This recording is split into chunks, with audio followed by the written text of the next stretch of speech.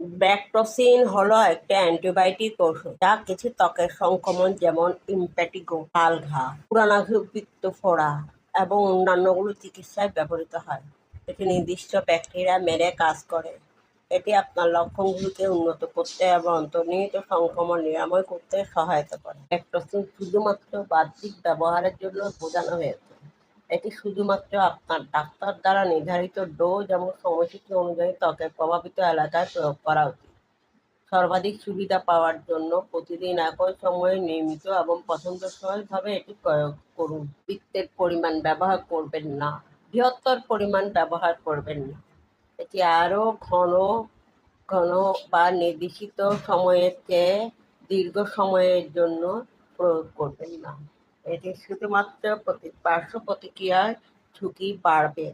এটি 10 দিনের বেশি ব্যবহার করবেন না।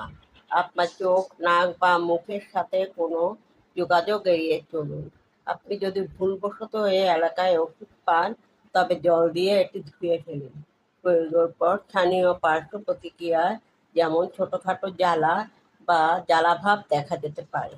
এই যদি অব্যাহত থাকে, আপনার অবস্থা 3-5 দিনের মধ্যে উন্নতি না হয়, তবে আপনার ডাক্তারের সাথে পরামর্শ করুন। এই ওষুধটি ব্যবহার করার আগে আপনার যদি এটি বা অন্য কোনো ওষুধের সাথে অ্যালার্জি বা কোনো থাকে, তবে আপনার ডাক্তারকে জানান।